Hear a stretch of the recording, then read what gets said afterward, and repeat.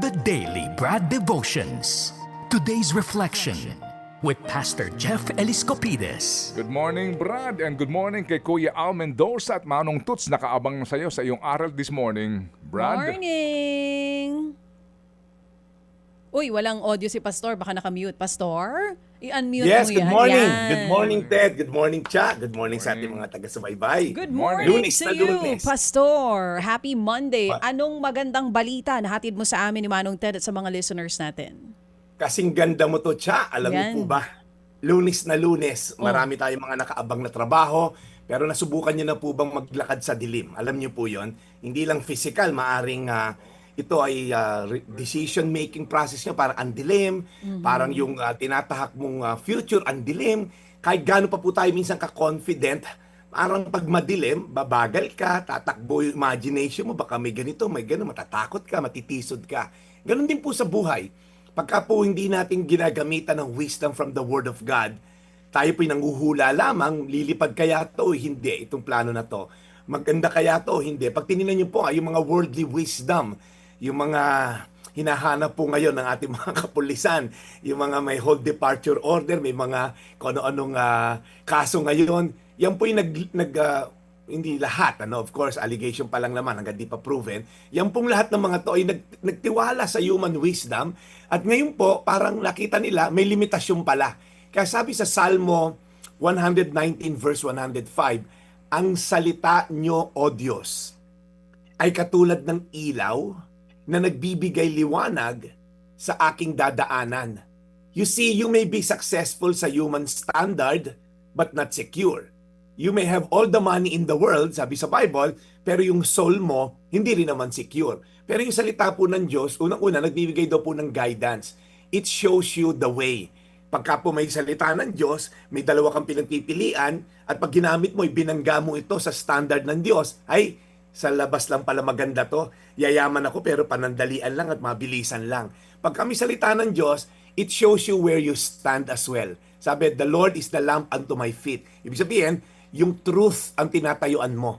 Kasi may mundo na to, may papakita sa'yo, mukha naman siyang totoo. Pero pag tiningnan mo, oops, hindi pala totoo pag na-expose na sa light. Hindi po tayo ilalagay ng Diyos sa alanganin. Maring sa face value, parang hindi lilipad to eh. Magpapatawad ako sa mga may kasalanan sa akin. Parang hindi ito eh. Pero at the end, yung tao nagpatawad, maluwag ang loob, maluwag ang damdamin and all. Okay? Yung mga tao po na nagmahal sa mga kapwa, kahit na, alam mo yun, yung despite sa unlovable people, kaya sabi ni Jesus, love those who hate you. Di ba?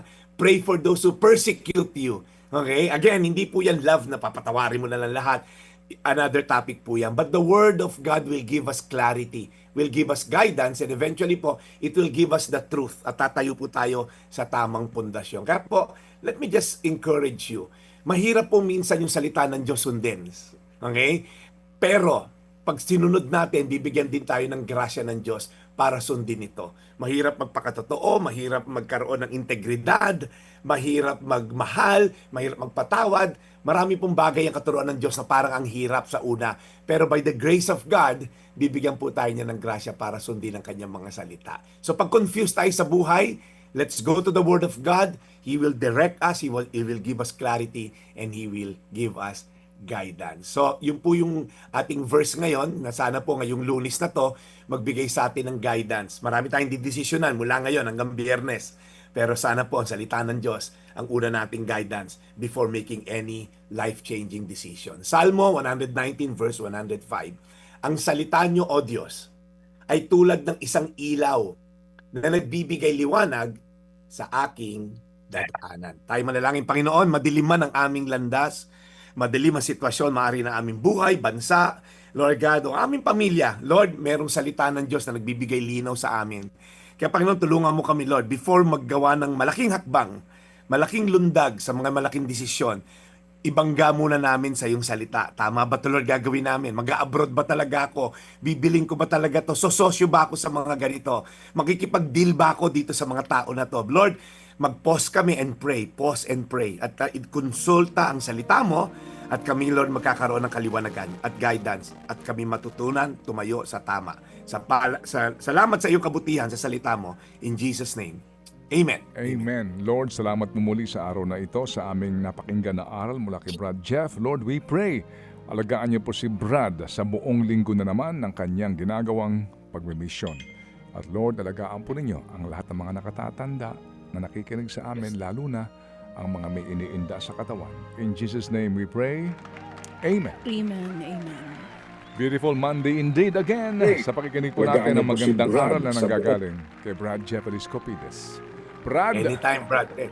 okay, bukas ay Martes na. Beres.